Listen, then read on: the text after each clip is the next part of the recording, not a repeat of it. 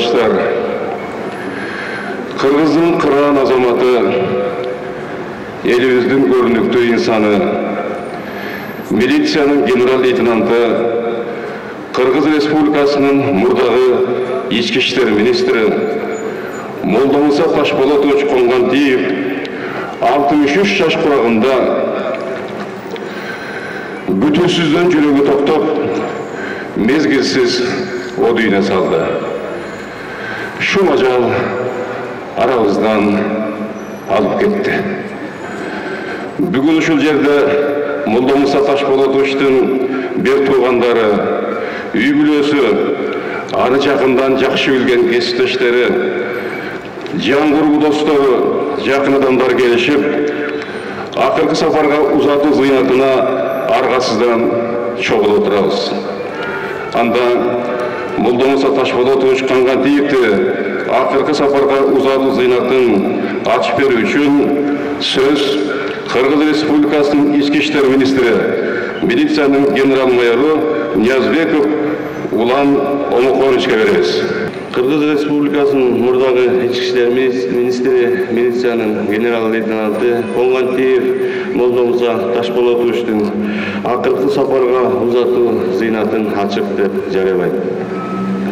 Урматтуу Молдамыса Ташполотовичтин үй бүлөсү, туугандары, жора жолдоштору, урматтуу ардагерлер жана кесиптештер. Бүгүн баарыбыз терең кайгыруу менен Кыргыздын инсаны, Кыргыз милициясынын генералы Молдамыса Ташполотовичти акыркы сапарга узатып жатабыз. Молдамыса Ташполотович 1958 жылдын 31 мартында Жалал Абад облусуна караштуу Майлы Суу шаарында жарык дүйнөгө келген. Эмгек жолун 1979 жылы Майлы Суу шаардык ички иштер бөлүмүндө катардагы милиционер кызматынан баштаган. Андан кийин Өзгөн, Базар Коргон, Сузак райондук, Жалал Абад шаардык ички иштер бөлүмдөрүндө кылмыш иликтөө, экономикалык кылмыштарга, уюшкан кылмыштуулукка каршы күрөшүү кызматтарында эмгектенген. Транспорттагы ички иштер бөлүмүнүн жана Бишкек шаардык ички иштер башкармалыгын жетектеген. Элдин коопсуздугу үчүн 30 жылдан ашуун убакыт эмгектенип, министр кызматына чейин жетип, бүткүл өмүрүн жана жашоосун ички иштер органына арнаган. Милициянын кадыр баркын жогорулатууга, өнүгүүсүнө, кылмыштуулукту алдын алууга, элдин коопсуздугун бекемдөөгө зор салым кошуп, бир катар ведомстволук жана мамлекеттик сыйлыктарга ээ болгон. Адамгерчилиги, иштермандыгы, адамдык боорукерлиги, кол алдында кызматкерлерге жасаган мамилеси ар бир учурду түпкүрүнөн түшүнө билген мүнөзү аны жакшы адам экенин белгилеп турчу. Генерал агабыз Кыргыз милициясынын тарыхында тайманбас, намыскөй жана өз кесибин мыкты билген жетекчи катары эсибизде калды. Жалпылап айтканда, ишмердикке шарт түзүүгө, элдин коопсуздугун камсыздоого карата жасаган эмгектерин жакшы билесиздер. Ички иштер органдарында кызмат өтөгөн мезгилде укук коргоо органдарынын системасын жакшы билген демилгечи катары көрсөтө алды.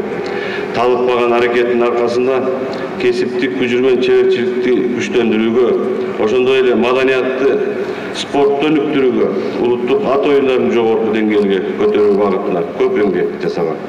Урматтуу Молдамыса Ташполотовичтин үй бүлөсү, туугандары жана жакындары, Молдамыса Ташполотович сыяктуу эр жүрөк агаларыбыз дайыма биздин эсибизде, биздин жүрөгүбүздө түбөлгө сакталат. Азыркы учурда биздин дарегибизге алыскы жана жакынкы чет мамлекеттердин ички иштер министрликтеринен Молдамыса Ташполотовичтин дүйнөдөн кайтуусуна байланыштуу анын үй бүлөсүнө, жакын туугандарына көңүл айтуулар байма-бай келүүдө. Сиздерге дагы бир жолу ички иштер министрлигинин жетекчилигинин, коллегия мүчөлөрүнүн жана жалпы ички иштер органдарынын кызматкерлеринин атынан терең кайгыруу менен көңүл айтам. Кайрат кылыңыздар. Генерал агабыздын жаткан жери жайлуу, топурагы толтур болсун.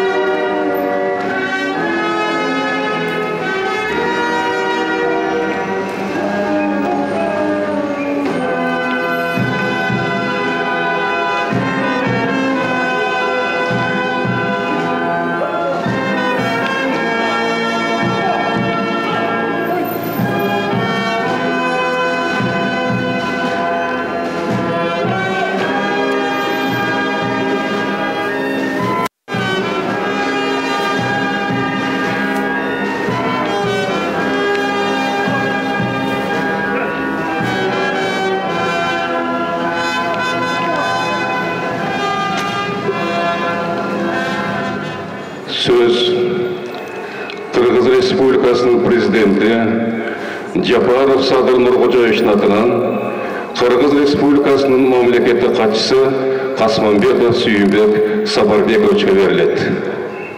Биз бүгүн көрүнүктүү мамлекеттик ишмер, өлкөнүн ички иштер органдарынын мурдагы жетекчилеринин бири, милициянын генерал-лейтенанты Молдо Муса Коңгантиевди акыркы сапарга узатуу зыйнатында турабыз. Аттиң жараткандын жазганы ошо экен. Ал арабыздан эртелеп кете берди. Маркумдун үй бүлөсүнө жана жакын туугандарына көңүл айтып, аза кайгысын тең бөлүшөм. Молдо Муса Коңгантиев өзүнүн өрнөктүү өмүр жолунда катардагы милиционерлерден оперативдик ыкчам топтун башчылыгына, андан Эгемен Кыргыз Республикасынын тышкы иштер министрине чейинки биресе мансаптуу, биресе жоопкерчиликтүү бардык кызмат тепкичтерин байсалдуу басып өткөн чыныгы генералдардын бири болуп саналат. Ал кандай кызмат ордун ээлебесин, иштин көзүн таап, аны чоң жоопкерчилик менен так аткаргандыгы, улууга урмат, кичүүгө сый мамилеси, үлгүлүү жүрүм-туруму менен эл оозуна алынган адам эле. Кыргыз мамлекеттик университетинин укук таануу адистиги боюнча бүтүрүп, юридикалык илимдердин кандидаты илимий даражасын ийгиликтүү жактоого жетишкен. Кыргызстан эгемендикке ээ болгон жылдарда анын мамлекеттик деңгээлде ой жүгүртө билген уюштуруучулук жөндөмү дагы бир кырынан чындап ачылды десек жаңылышпайбыз. Жалпы калкыбыз анын ичинде укук коргоо органдары моралдык жана материалдык жактан өтө кыйналып, кылмыштуулук күчөп турган ошол өткөр кезеңде, тагыраак айтсак 2008-жылдары тышкы иштер министрлигинде жаңыдан дайындалган Молдо Муса Коңгантиев күнү-түнү эл кызматында жүргөн милициянын кызматкерлерине жакындан каралашып, кийим кечеси менен тамак ашын оңоп, жерлерде батирлерди курдуруп, аларды кыйла чыйралтып койгонун жакшы билебиз.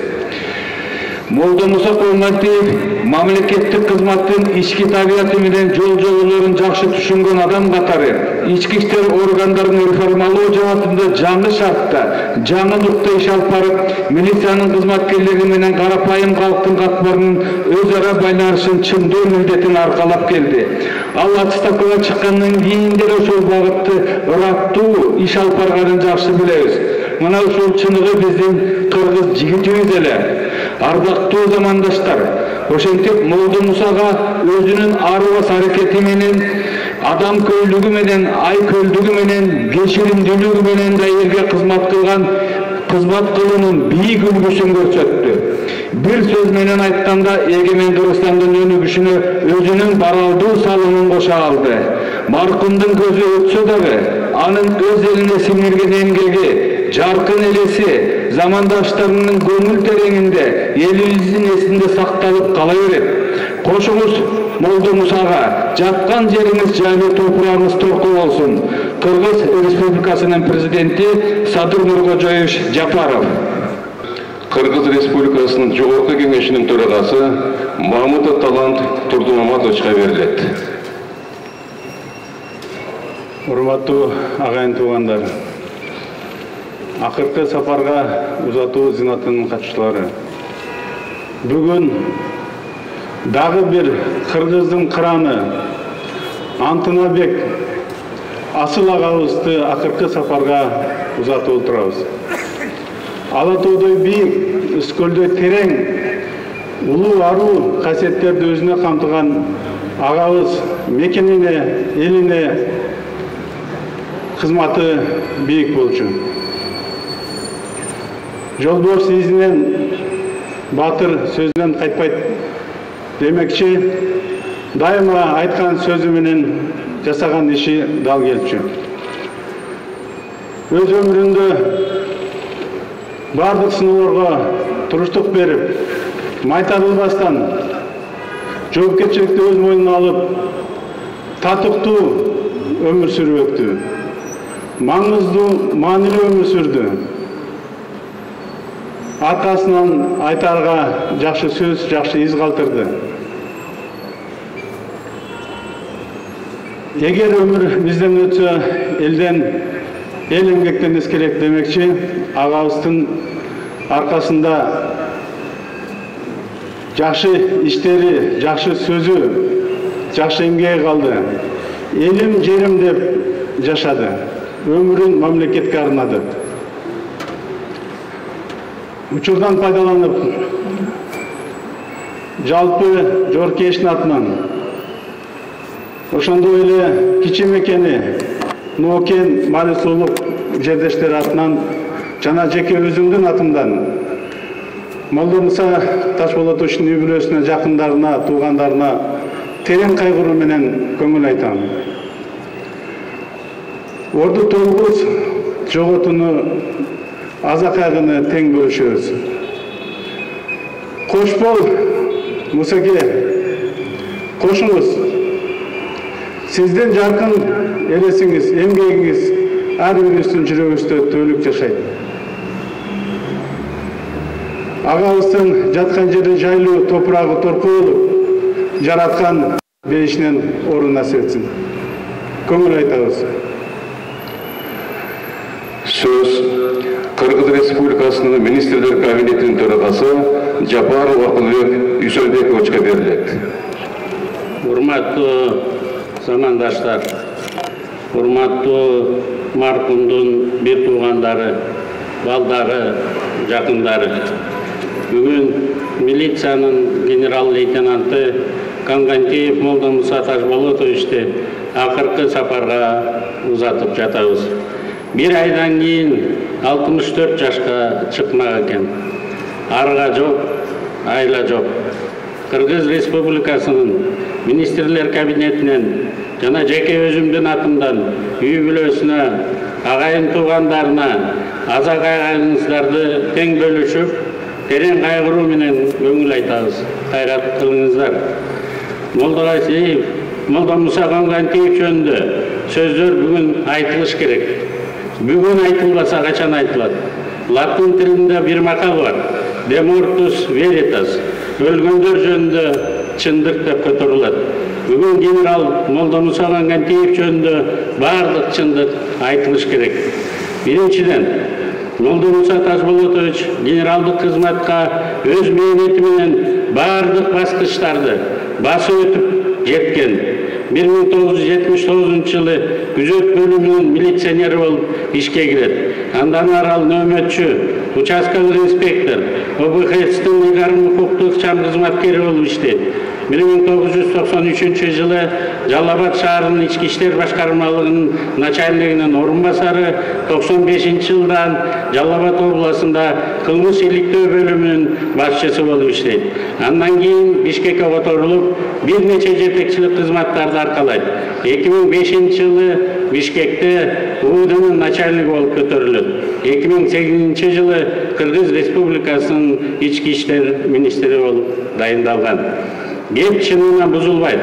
Кылмыштын бетин ачууда, окуя болгон жерге кароо жүргүзүүдө, майда нерселерге чейин көңүл буруп, тактык, дыкаттык менен иштөөгө көнгөн генерал кызматтын бардык тепкичтерине татыктуу басып өттү.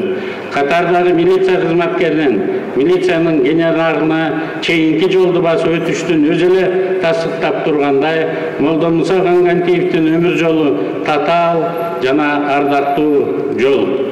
Экинчиси, Молдо Муса Конгантиев юридик илимдеринин кандидаты илимий даражасынын ээси болчу. Ал кандидаттык илимий ишин Москвадан жактаган. Россия Федерациясынын Ички иштер министрлигинин академиясында 2009 жылы 4-июнда диссертациялык советте коргогон. Анын жетекчиси да, оппоненттери дагы жөнөкөй кишилерден эмес эле.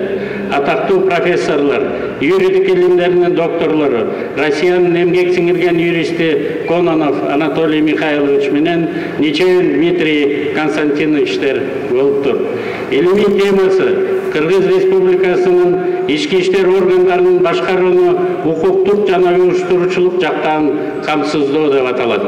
Теманын өзүнөн эле Молдо Муса Конгантиевдин жүрөгүндө милицияны оңдойн деген тилектери тургандыгын көрүүгө болот. Ал ошол жылдардагы Кыргызстандагы татаал криминалдык кырдаалды чөчүүнүн жолдорун изденген. Мен анын авторефератын бүт окуп чыктым. Кайран генерал тагдыр сындырып кетпегенде милицияда бир топ өзгөрүүлөр болмок экен. Диссертацияда ал жарандарды коргоонун системасы жөнүндө фундаменталдуу ойлорун жазган. Адам фактору кызматта да, коомдо дагы кандай таасир тийгизерин эске алган. Башкаруу ишмердиги боюнча адам терең билимге жана практикалык навыка ээ болбосо, социалдык башкаруунун татаал жана көп пландуу маселелерин чечүүгө мүмкүн эмес экенин ошондо эле түшүнгөн. МВДнын бардык системаларында аймактык ички иштер органдарынан тартып, борбордук аппаратка чейин татыктуу кадрлардын ордун аныктап баалаган. Ал илимге фокустан келип калган эмес. Анын публикацияларын көрүп, анын илимге мурдатан даярданганын көрсө болот. Кандидаттыктын коргоонун астында 20-га жакын илимий макаласы жарыкка чыккан экен. Азыр дагы анын эмгектери көп шилтеме берилген эмгектерден болуп жатат. А бул наукада эң жогорку баа. Урматтуу замандаштар, Молдомуса Кангантиев жөнүндө суук кабар мамлекетте болгон революциялардын түздөн-түз запкысын тарткан кызмат адамдын оор тагдыр катары баарыбыздын жүрөгүбүздү дагы бир жолу зырп этип өттү. Элибиздин айкөлдүгүнө рахмат. Биздин эл бири тарбиялайт. Илгертеден өлгөн адамдын артынан жаман сөз айтпайт дешет.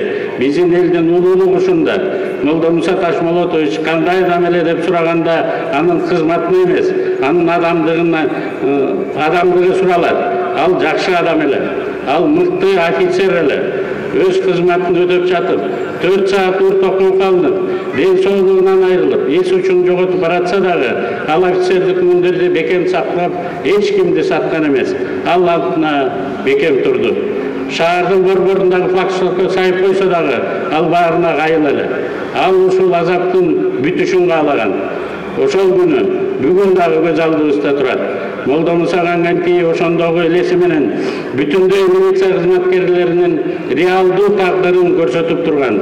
Молдомуса Кангантиевдин ошондогу бекемдиги бардык милиция кызматкерлерине катуу таасир этти. Аларга үлгү болуп калды. Ардактуу Молдомуса Ташмолотович, тагдырдын тамашасын кыра. Дал ошол күндөр экөөбүз бир болдук эле.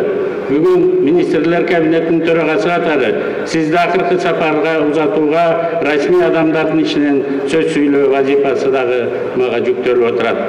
Кандай гана оор, кош кыргыздын офицери, кош кыргыздын генералы, кош революциянын курмандыгы, адам өмүрү, адам тагдыры эч кимдин колунда эмес. Ал жараткандын гана колунда. Генерал Молдомуса Кангантиевдин Кыргызстандын алдында жасаган иши, аткарган милдети тарыхта сөзсүз өз баасын алат. Генералдын ысмы, өмүрү, тагдыры, милиция кызматкерлеринин тагдыры боюнча ачуу чындыкты кашкайтып көрсөтүп турат. Ар бир революцияда эки тараптын кып-кызыл жалынында калып, тартипти орнотуп турган булар милициялар жана укукту коргоо кызматкерлери. Мен айтар элем, погончон адамдар дагы башка жактан келген адамдар эмес. Алар өзүбүздүн эле бир туугандар, кыргыздын кара чечекей уулдары. Алар устав боюнча сөзсүз буйрукту аткарууга милдеттүү. Бирок биз алардын коопсуздугуна эч кандай кепилдик бере албагандыгыбыз өтө өкүнүчтүү.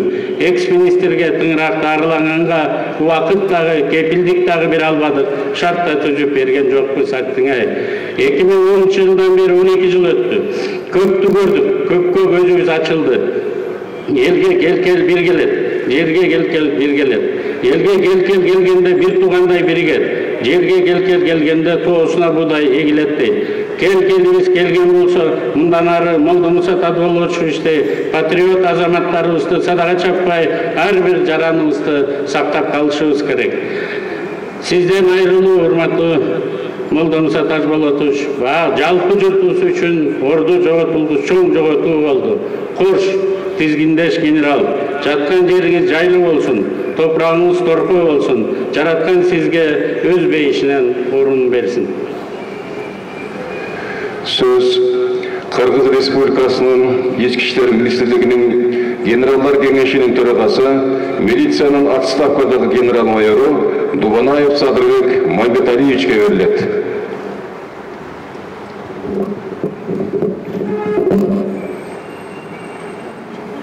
Урматтуу замандаштар жана кесиптештер, Бүгін Кыргыз Республикасының милицияның оор жоготууга учурап турабыз. Кесиптешибиз милицияның генерал-лейтенанты Молдомуса Ташполотович шум ажал арабыздан алып келди отурат. Молдомуса Ташполотовичти Жалал-Абад областында иштеп жүргөндөн бери жакшы билер элем. Молдомуса кесиптешибиз улууну урматтап, кичүүнү сыйлап, ичинде кири жок бийик адам эле. Өз кызматына абдан тың, кесипкөй, кайсы кызматта болбосун камчы салдырбай так иштеп келер эле. Молдомуса Ташполотович бүткүл өмүрүн ички иштер органдарына арнап, элибиздин тынччылыгын сактоодо, кылмыштуулук менен күрөшүүдө жана коомдук тартипти сактоого чоң салым кошуп келгенин бардыгыбыз жакшы билебиз. Элдин арыз муңун жеринен угуп, өз убагында чечкиле деп өздүк курамга катуу талап коёр эле. Буган бир мисал эле айтып турат. Өзү Токтогул районунун толук айылына барып, элдин көйгөйүн угуп, 90 жылдан бери электр энергиясы жок тоонун арасында жашаган айылды көрүп келип, ушул маган кирип айтты эле. Ой байке, ошо капа болуп, аябай кайгырып, ушу бир ушунча жылдан бери ушу электр энергия коюлуп отур ошол айылга деп мен сөз берип келдим ошол жака. Деп туруп анан бир айга жетип жетпей, электр чубалгысын тарттырып, свет жеткизип берип, элибиз ушунчалык разы болду эле да. Мына чыныгы элдик милиция деп ушуну айтат. Учурда айылдын эли ушул күнгө чейин унутушпай Молдомуса коюп берген чырагыбыз деп айтып жүрүшөт. Муну биз милиция кызматкерлери сыймыктануу менен айтып жүрөбүз. Биз жалпы Кыргыз Республикасынын генералдар кеңешинин атынан Молдомуса Ташполотовичтин үй бүлөсүнө, балдарына, кыздарына, бир туугандарына терең кайгыруу менен көңүл айтабыз. Биз ар дайым Молдомуса кесиптешибиз менен сыймыктанганбыз. Жана кесиптешибиздин жаркын элесин дайыма эсибизде сактайбыз. Кош бол, Молдомуса Ташполотович. Жаткан жериңиз жайлуу, топурагыңыз торколосун. Кош биздин ардактуу кесиптешибиз. Söz marhumdun dostlarının atынан Темирбаев Курманбек Токтосуновичке берилет. Баарыбыздын кабыргабыз кайшып, досубузду акыркы жолго узатып атабыз. Мен айтайын дегеним, бирөөңөргө жолдош генерал-лейтенант, бирөөңөргө Молдомуса Ташполотович, көбүбүзгө тең туштарга, даже бизден улуу муундагы адамдарга, бизден кичүүлөргө Мусаке деп ат койгонбузда, ушу Мусаке эле. Баарыбыз жөнөкөй эле Мусаке дейт элек. Мусаке досум, кандай сен адам элең? Адамдык касиет жактарын айтып койгум келет.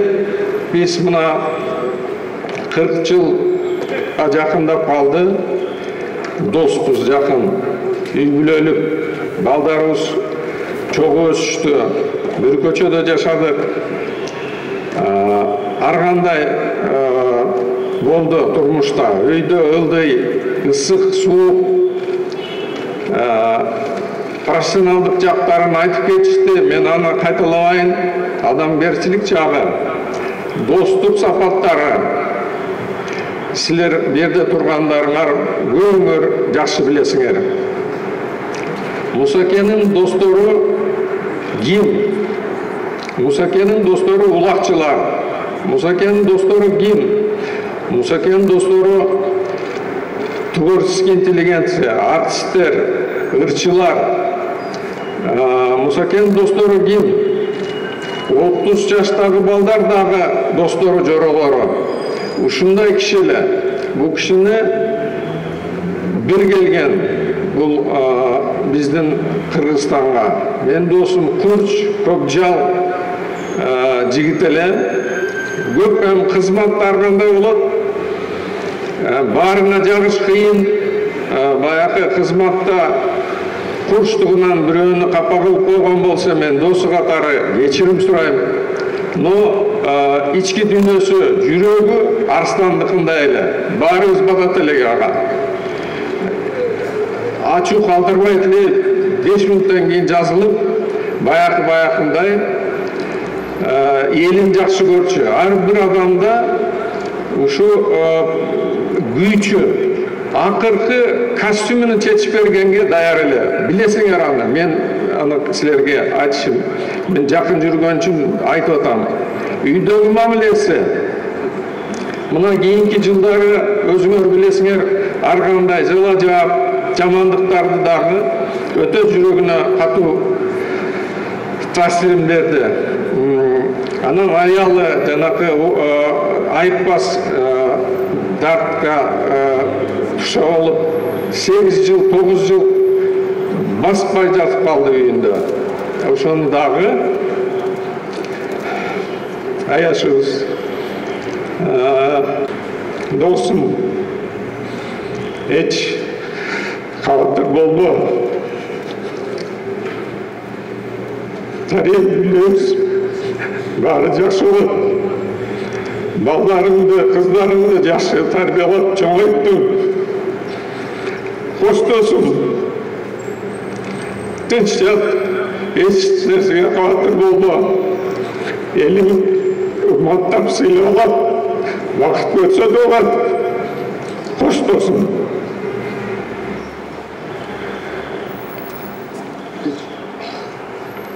Söz marhumdun bir tuğanı gası Kambarалы Ташболатовичке берилет.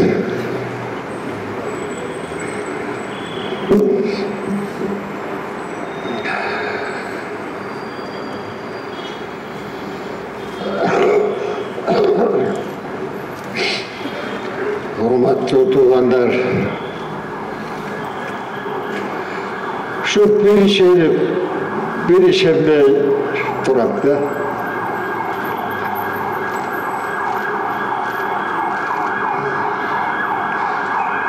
Canım cay tapmay,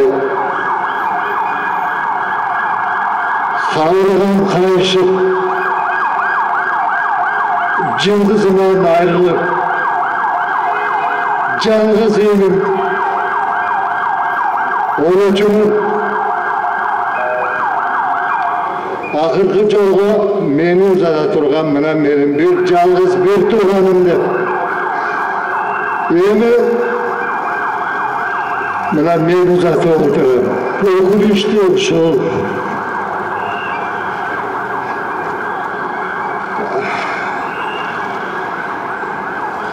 On iki yıl ököz yaşыбыз ayrıma. Menden 12 yaş geçiyor. Bolчу. Ошоға жана айтканым сөзүм. Мен күттүм эле, ойлодум эле, мени узатып коюп, акыркы жолго да. Ошол үмүтүмө жетпей калдым.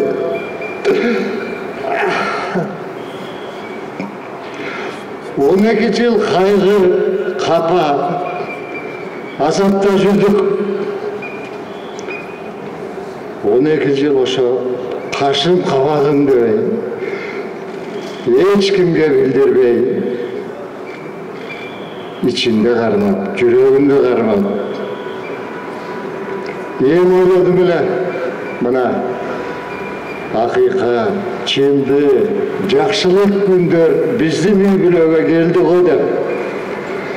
Endi jakşı gündörдө şu jakşı жашаган адамдардай жашайт го деп.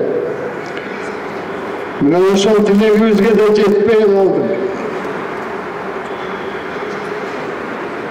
Шул ажал жалғыз жылдызымı алып кетті. Ел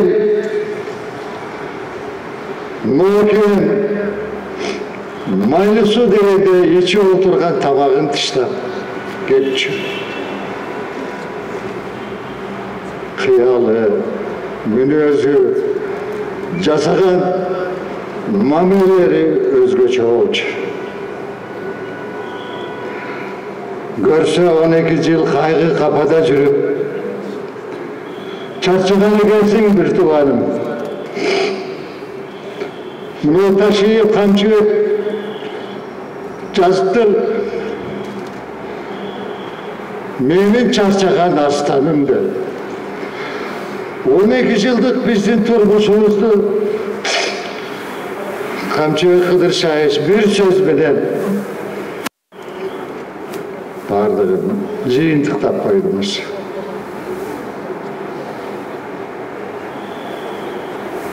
Ne деп айтарымы да билбей, шайын кетип, ишендей турам.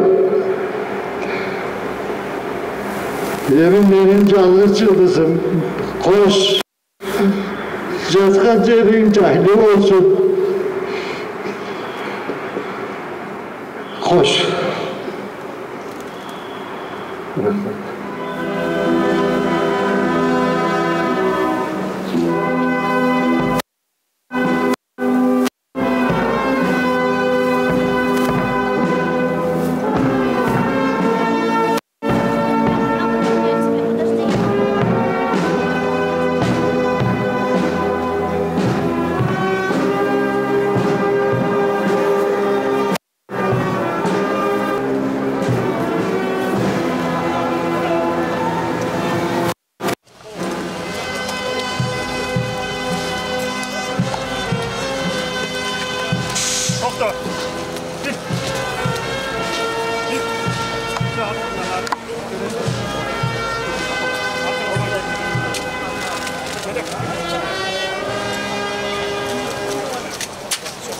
Biraz basit.